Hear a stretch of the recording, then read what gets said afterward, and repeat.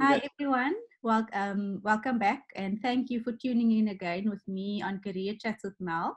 And today I have Robin, and he's all the way in Istanbul, another participant who's from the Istanbul community. But don't worry, he's been growing up here in our mother city, and he'll tell us a little bit about where he grew up, and then we'll kick off from there.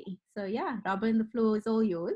Oh, thank you. Listen, so good to have to be on your program, first of all. And I am born and bred Cape Town. Lived all of my life in Atlantis, school holidays, and every other weekend in Lavender Hill with my granny. My granny still lives there. All my best friends are in Atlantis. I was a bus driver in Atlantis for Golden Arrow many years ago. When I say many years, obviously I mean 20. Yeah. Um, yeah, I mean my journey, career journey, certainly has taken me all over Cape Town, all over the world. Started, as I said, out in Atlantis, was a bus driver. I studied journalism at Peninsula Technikon in Bellville.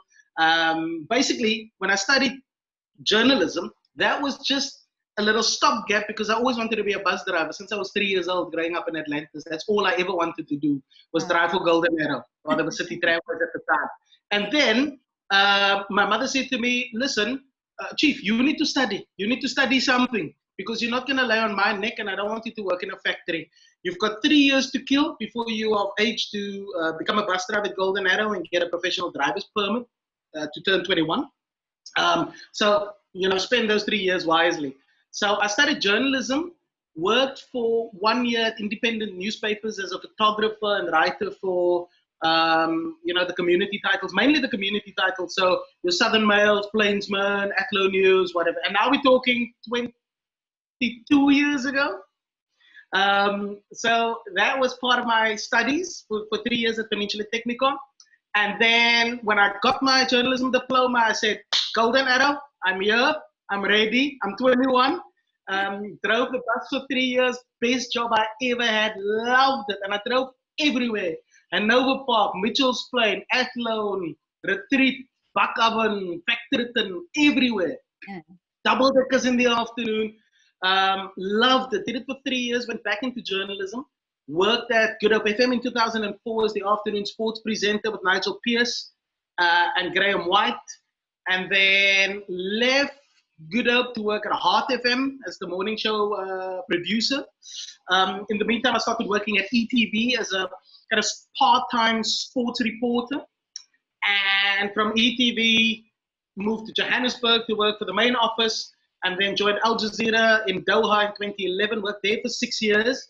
And yeah, then my travels brought me back to Turkey, where I've been for the last 3 years. So that in a nutshell is my career path and my time from driving the bus to now driving audiences all across the world when they tune in for our sports bulletins on the news hour programs, and also on the weekly show that I do called Sports Buzz with Robin Adams. And I just do the light, fun, quirky, because that's the kind of thing that speaks to my personality. You know, I'm just fun, outgoing, jokes, that kind of thing. So yeah. So I wanted to take you back. So just the Technikon you mentioned, is it CPUT, like the one in Bellville, or yeah? Yes. Okay. Correct. And what is I'm right. So before it became CPUT, the Cape Peninsula University of Technology, Yes. it was Peninsula Technikon, and we just called it Clintech. And I was there 1998 to 2000, and January 2001, I joined Golden Arrow. Oh, okay. So I did say it was going to be an interesting share and an interesting journey, and I just wanted to ask, just from your opinion, like for any young person that's going to be watching, and we basically share some of the videos with adolescents, in schools. I grew up in Lavendale as well, so schools like Nabana, Hillwood, we have our students there, but also just anyone who's going to basically be watching here. They maybe have thought, oh, I've never really known what it is to be in that sort of career. Any tips, any sort of things that you want to highlight in terms of like a personality trait that you need to have for the industry, or anything from your perspective?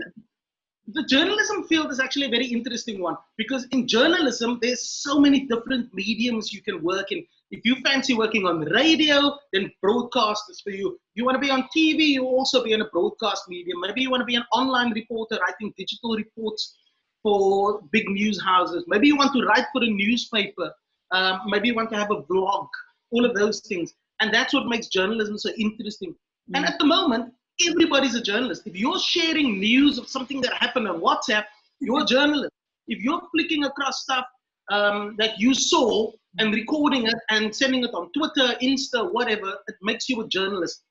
All of us are storytellers. And so when we relate our stories from growing up in Lavendale, from, attending Sibelius, going to Bosbay down there and going to buy sweets, or whatever the case may be, when you are relaying the story and somebody's listening to you, that is your audience. You are broadcasting to an audience. And if you fancy yourself in that kind of career path, all you got to be is a good storyteller. For example, I'm a sports presenter on the TV. I tell sports stories and I write it in a way where I believe you weren't there. And I'm going to act as if I was. So if we're talking about Man United playing Liverpool, I'm going to give you the atmosphere. I'm going to tell you what's happened at that game as if you had a front row seat to all the action, right? And again, it comes back to storytelling. Just how does one tell a story? And people, everybody, everywhere, right? There's a different way of telling stories, but people have very interesting stories to tell. People talk with their hands, we talk like this and we point, whatever. Those are storytellers. Yeah. And if your interest is in telling people stories, somebody who grew up in Drury Court, who's made it, who's become a lawyer, who's gone back and is, doing wonderful things in their community, those are stories that need to be told and need to be celebrated. And that's what makes journalism so fantastically insightful and interesting. Yeah. And would you care to share some or one of your most memorable moments that you've had to report on? Is there one that, like, in the back of your mind sticks out of the rest? I know you've had an exciting journey up until now, but is that one thing that you're like, oh, that was a good thing to report, or I'm happy I was there? Yeah. I've been very blessed, actually, because I've covered the 2008 Beijing Olympics for ETV South Africa. I've covered many Africa Cup of Nations tournaments on the continent for Al Jazeera. With TRT World, I've covered basketball tournaments in Spain. I've covered the big Champions League games at Manchester United Football Club at Old Trafford. But I think the one thing that stands out for me, certainly as a career highlight, was that in 2009, when everybody was swept up in World Cup fever, because 2010 is coming, the World Cup, Africa's first World Cup, and everybody was very, very excited about it. We were at the Cape Town International Convention Center, and I was doing live crossings for ETV and ENCA. And basically, all the guests just come wandering down on the red carpet, and you need to try and get their attention and say, oh, can I speak to you very quickly? Oh, yes, Julius Malema, can we get, And whoever you could get was just the person you'd get and ask questions to. And we're obviously a whole pack of international media, and here comes the world famous former England captain David Beckham, and he comes walking straight to me. And I put my mic on and say, what kind of draw are you expecting? And we have a little chat, and suddenly all of the world's cameras are all directed at me and him, and they're all busy just trying to get sound bites for, the South American networks, for all of these global news networks. Suddenly they're all filming me and David Beckham. And I think to myself in that split second, how do I make this moment count? Wow. Internationally, right? Everybody's going to see it on the NCA, but how do I make this moment here count for me and for our audience to give everyone a taste of South Africa? And I said to him, can I ask you one favor? Can you just look into this camera quickly and say you are watching the best sport on ETV South Africa with Robin Adams? And he did that. And because we were doing it live and everybody else was live, they had to run with it also. And that was just our mark, putting our mark on a 2010 World Cup event, putting our mark on a beautiful sporting moment. And also just saying to the world, ETV is here, ENCA is here, we are here, the boykie from Atlantis is here. And that's one of my favorite moments. I've got many, but that really is one of the standout moments for me. I think that's so infectious, and I remember laughing, crying, you're just listening to you saying it, because I think like when anybody from Atlantis, like a boy was to stumble upon this video, it's like pinpoint, Yeah. like we have it, man. Like we don't have to think that we're nothing. Basically, Yes. I'm wanting. I think for you, maybe just to end off, if there is a boy from Atlantis watching this video, like, what it was like growing up in that environment. Similar, I think, to Lavender Hill. The context is very similar. Difficult circumstances that people have to navigate. What is it that just kept you going? Was it family? Was it, yeah, basically anything that you have for that boy that maybe would stumble upon this video? Well, absolutely. My mum, she was a very big influence in my life. She always wanted me on the right path, even though I veered off sometimes. And I would say, just surround yourself with really good friends that are a benefit to you. Yeah. When you're surrounded by good friends, you motivate each other, you drive each other towards just being better in whatever it is you do, whether it's your academics, it's your extramurals. I mean, we were all friends who were part of a cricket team, and we go play cricket all the time. We've been best friends since creche.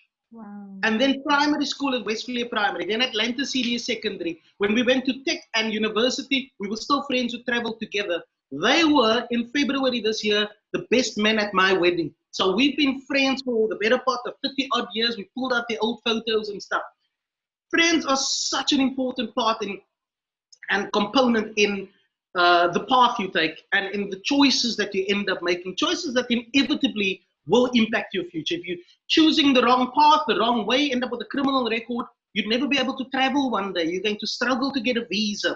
And I'd say for the young kid, not just living in Atlantis, Manenberg, Bishop Lavis, Constantia, doesn't matter where in Cape Town, where in South Africa you are from. Let's rise above our circumstances, because people always look at, oh, I'm from Atlantis, I'm going to end up working in a factory. Oh, from Atlantis, I can't be a lawyer. I'm from Atlantis, I can't be an architect. There's absolutely no ceiling. There's no rule, hard and fast rule that says you cannot do this. You can dream. Surround yourself with the people who nurture that dream, who believe in that dream.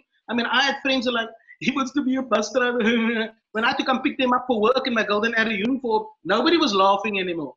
So surround yourself with amazing people.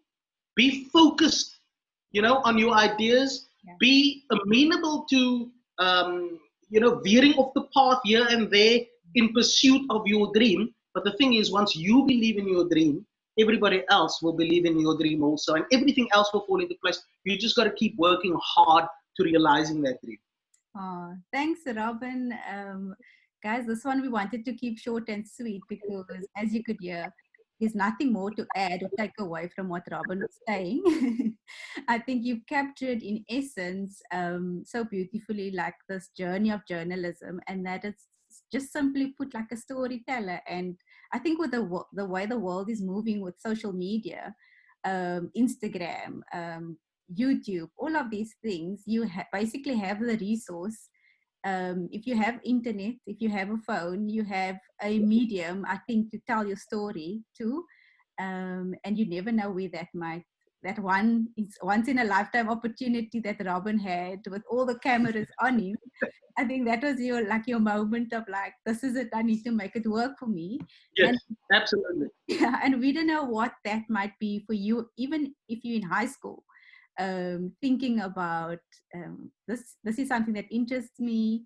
Robin, is there any way that they can follow your journey in Al Jazeera? Like, where can they find you on the screens and keep watching? Yes, well, at the moment, you can catch me live most of the weekdays on TRT World, on our YouTube channel. The wonderful thing with YouTube is, if I said I'm on at 10 to 7 in the evening and you've missed it, you can scroll back another 6 hours on YouTube if you search for TRT World Live. TRT is the Turkish radio and television network I work for, global. We broadcast to 180 countries, nearly 1 billion homes.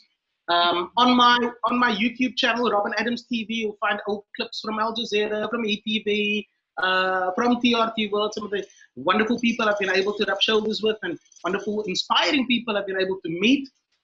I'm on all of the social media platforms, on Facebook, on Instagram, Robin Adams TV, Robin Adams ZA on Twitter. Anybody who wants to reach out, I promise you I'll reply. I always reply to everyone who sends me a message. If you've taken the time to send me an email, I promise you that I'll reply. If you're sending me a DM, an Insta or whatever, I will reply. If you want advice, I promise if I don't know, I will find out for you, but I will get back to you. I always respond to every message I get. And if I'm able to help and assist in any way, whether it's advice, experience, mentorship, my door is open, always. Thanks so much. I really, really appreciate your time with us. And I know everyone will have fun listening to this short interview, but I think it's so valuable.